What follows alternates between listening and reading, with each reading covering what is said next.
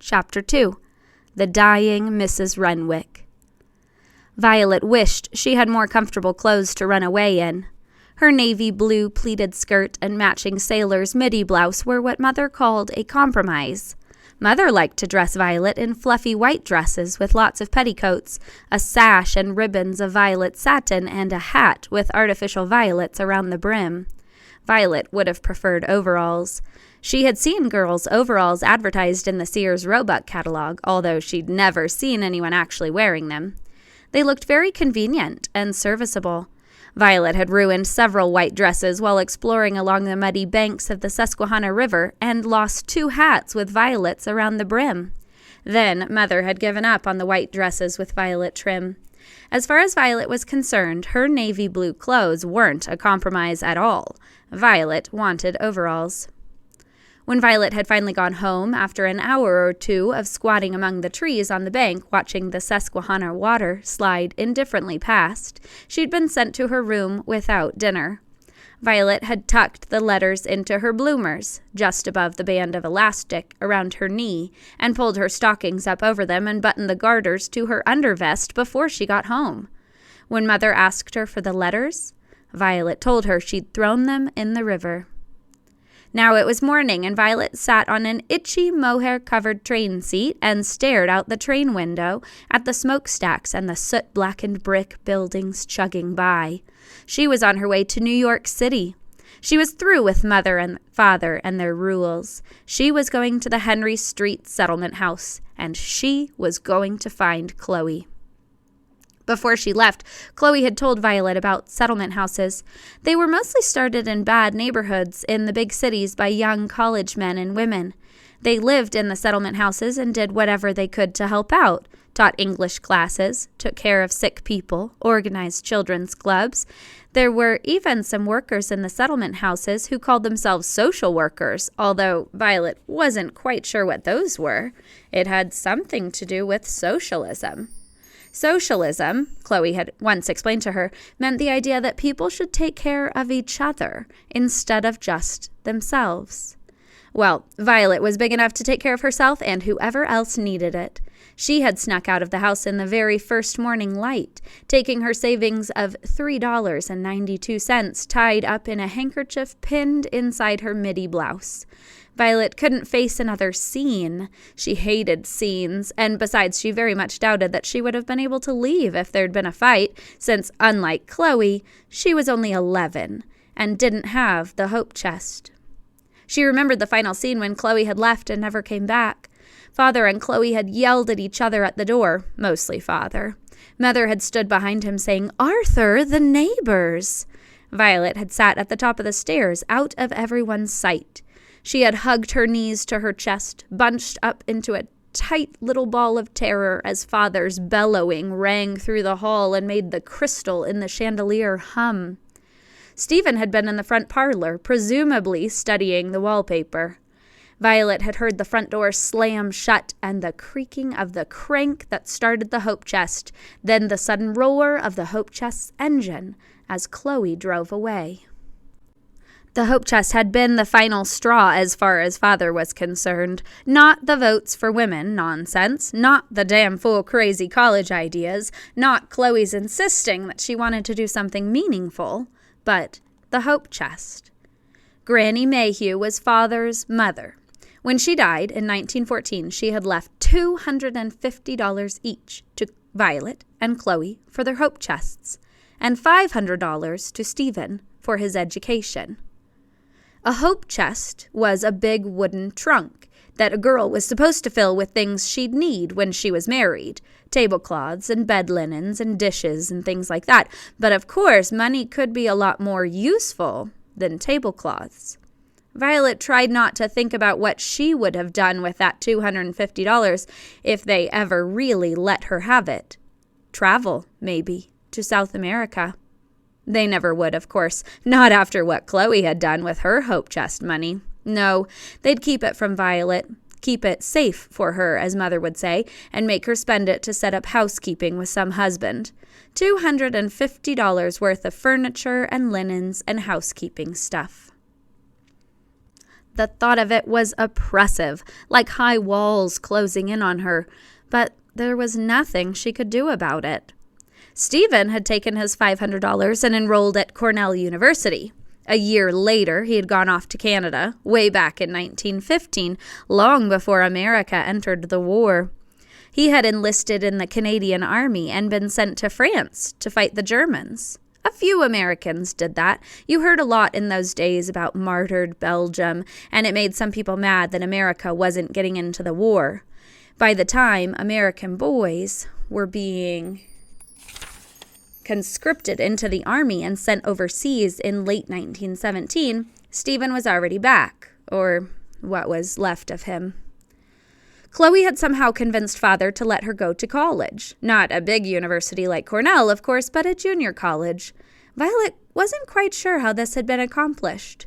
Chloe had always been able to talk to father more than Violet had, at least back when they were still speaking to each other. At the time, Violet was mainly concerned that Chloe was going away, although not very far, and wasn't going to sit at the foot of her bed and tell her stories every night or draw her pictures of Alaska. But then college had led to talk about the settlement houses and being a nurse. And then Chloe had taken her Hope Chest money, all of it, and bought a used Model T Ford. She even had the effrontery to name it the Hope Chest. So it was for sure that Violet wasn't ever going to get $250. She'd had $3.92 in a jar under her bed, saved up from birthdays and her allowance. It was a remarkable sum, or so she'd always thought, until she bought the train ticket to New York. It had cost $3.25. She'd tried to buy a half-price ticket, claiming she was under 8, but the ticket clerk had told her in a bored voice that she could either be old enough to travel to New York City by herself or young enough to travel at half fare, but not both. And Violet didn't dare argue since she was nervous about the trip to New York, and besides, she really wasn't under 8. Well, Chloe would be glad that Violet was coming to live with her. Violet could go to school in New York, and Mother could devote all her time to Stephen. And Father would be positively glad Violet was gone. Mother might worry what the neighbors would think, but Father probably wouldn't even care about that. They'd both be glad. They'd gotten rid of Chloe, and now... Violet felt a tear trickle itchily down the side of her nose, and she wiped it away with her sleeve. Tickets! The conductor was coming through the car. Violet nervously held out her ticket, trying to look like she rode on trains all the time. The conductor read the ticket and frowned at her. Kind of young to be going to New York City alone, aren't you, miss? I'm almost 12, said Violet defensively. The conductor shrugged, punched a hole in the ticket, and handed it back to her. At the next stop, a woman got on and took the seat across from Violet. Violet could tell at once that she was a meddlesome woman. She was dressed in the fashion of 20 years ago, in a sweeping black bombazine gown, and she smelled of mothballs. She was tightly corseted into a perfect S shape, with a pigeon bosom, a wasp waist, and a bustle to exaggerate her rear end. On her head she wore a black hat, with an enormous lopsided brim. 2 feet to starboard and 1.5 feet to port, Father would have said. The corpse of a large bird, dyed a dismal purple, was diving into a mass of black ribbons heaped around the crown of the hat. Involuntarily, Violet clutched at her own neat straw hat, as if the woman might try to trade with her. The woman sat down stiffly and with great difficulty. She tilted her head back slightly, probably to balance her hat, and scowled down her nose at Violet. I, she said with great emphasis, am Mrs. Albert Renwick of Huntington, Long Island. Pleased to meet you, Violet lied. Mother would probably have wanted Violet to stand up and curtsy. And you, said Mrs. Renwick. Miss Violet Mayhew of Susquehanna, Pennsylvania, Violet said. Mrs. Renwick twitched her nose suspiciously as if she thought Violet might be making fun of her. You're very small to be traveling alone. Where are you going? New York City, said Violet, thinking it was none of Mrs. Renwick's business. And what takes you there, if I may ask? I'm going to visit my sister, my grown-up sister. Young ladies, said Mrs. Renwick, should not travel unaccompanied on the train. Is your sister married? No, said Violet shortly. Then why is she not still living with your parents? Are your parents still living? Yes, said Violet, but they're very busy with my brother Stephen. He's still recovering from the war. Violet hoped that would silence Mrs. Renwick. A recovering war veteran was a very impressive thing to have in the family. All the more reason your sister ought to have stayed home to help. In my day, a girl's greatest joy was being of service to her brothers. I worked my fingers to the bone in a glove factory to pay my brother's tuition at Harvard, and I felt privileged to do so, Mrs. Renwick said defiantly, as if Violet had suggested she hadn't. Privileged to do so, but I suppose your sister is one of these new women. She made it sound like a disease.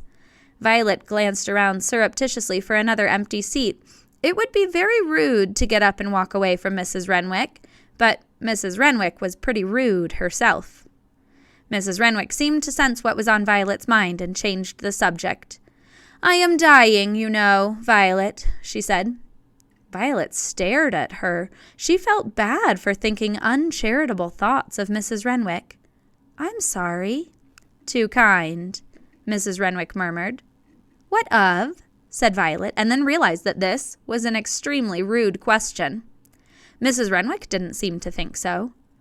Have you ever heard of tuberculosis? Yes, said Violet. Regretting that she'd been rude, she added, I'm sorry you have tuberculosis, Mrs. Renwick. I do not have tuberculosis, said Mrs. Renwick. Violet stared again. But I thought you said, those foolish doctors don't know what I have, said Mrs. Renwick with proud finality. Oh, said Violet. Dozens of doctors have seen me, and none of them can say what is the matter with me. Not one. Maybe nothing's the matter with you, Violet ventured. Excuse me, are you a doctor? Asked Mrs. Renwick coldly. Of course not, said Violet, irritated. I should think not, said Mrs. Renwick. It's a revolting thing for a female to do, becoming a doctor. Absolutely revolting. Since this was what Father had always said, and Mother had, as always, agreed with him, Violet figured that was what most people thought. She'd never wanted to be a doctor herself. She'd never really thought about being anything. She'd known what was in her future, the hope chest, and the marriage, and that was it. But Chloe had wanted to be a nurse, and Flossie, before she died in the influenza, had wanted to be a reporter, and some of Flossie would always be in her. Violet remembered that from Chloe's letter. That was why Violet found herself answering, I don't want to be a doctor. I want to be a reporter. Mrs. Renwick gaped. A what-er?